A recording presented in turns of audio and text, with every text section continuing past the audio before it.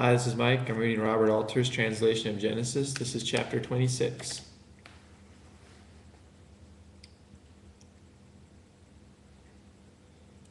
And there was a famine in the land, besides the former famine that was in the days of Abraham. And Isaac went to Abimelech, king of the Philistines in Gerar. And Yahweh appeared unto him, and said, Do not go down to Egypt. Stay in the land that I shall say to you. Sojourn in this land, so that I may be with you and bless you. For to you and your seed I will give all these lands, and I will fulfill the oath that I swore to Abraham your father. And I will multiply your seed like the stars in the heavens, and I will give to your seed all these lands. And all the nations of the earth shall be blessed through your seed, because Abraham has listened to my voice and has kept my charge, my commandments, my statutes, and my teachings. And Isaac dwelled in the land of Gerar. And the men of the place asked of his wife, and he said, She is my sister, fearing to say, my wife, lest the men of the place kill me over Rebekah, for she is comely to look at. And it happened, as his time there drew on, that Abimelech, king of the Philistines, looked out the window and saw. And there was Isaac, playing with Rebekah, his wife. And Abimelech summoned Isaac, and he said, Why, look, she is your wife, and how could you say she is my sister? And Isaac said to him, For I thought lest I die over her. And Abimelech said, What is this you have done to us? One of the people might well have lain with your wife, and you would have brought guilt upon us. And Abimelech commanded all the people, saying, Whosoever touches this man or his wife is doomed to die. And Isaac sowed in that land, and he reaped that year 100-fold, and Yahweh blessed him. And the man became ever greater until he was very great. And he had possessions of flocks and of herds and many slaves, and the Philistines envied him.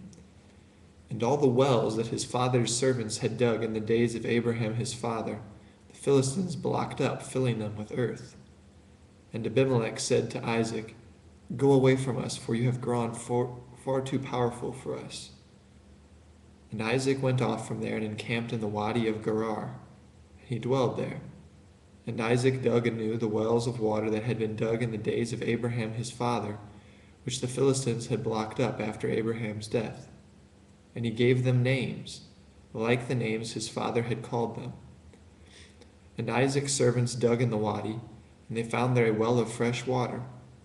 And the shepherds of Gerar quarreled with Isaac's shepherds, saying, The water is ours. And he called the name of the well Esek, for they had contended with him.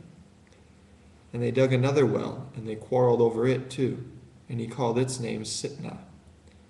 And he pulled up stakes from there and dug another well, and they did not quarrel over it, and he called its name Rehoboth. And he said, For now Yahweh has given us space that we may be fruitful in the land. And he went up from there to Beersheba, and Yahweh appeared unto him on that night and said, I am the God of Abraham your father.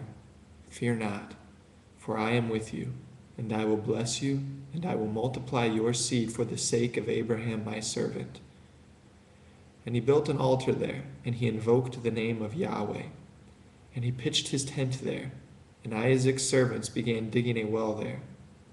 And Abimelech came to him from Gerar, with Ahuzath his counselor, and Phicol, captain of his troops. And Isaac said to them, Why have you come to me when you have been hostile toward me and have sent me away from you? And they said, We have clearly seen that Yahweh is with you. And we thought, Let there be an oath between our two sides, between you and us, and let us seal a pact with you, that you will do no harm to us, just as we have not touched you, and just as we have done toward you, only good, sending you away in peace. But be you hence blessed of Yahweh. And he made them a feast, and they ate and drank. And they rose early in the morning and swore to each other, And Isaac sent them away, and they went from him in peace. And it happened on that day that Isaac's servants came and told him of the well they had dug. And they said to him, "We have found water." And he called it Sheba. Therefore the name of the town is Beersheba to this day.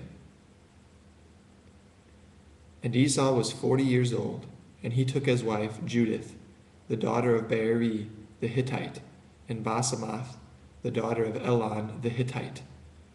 And they were a provocation to Isaac and Rebekah.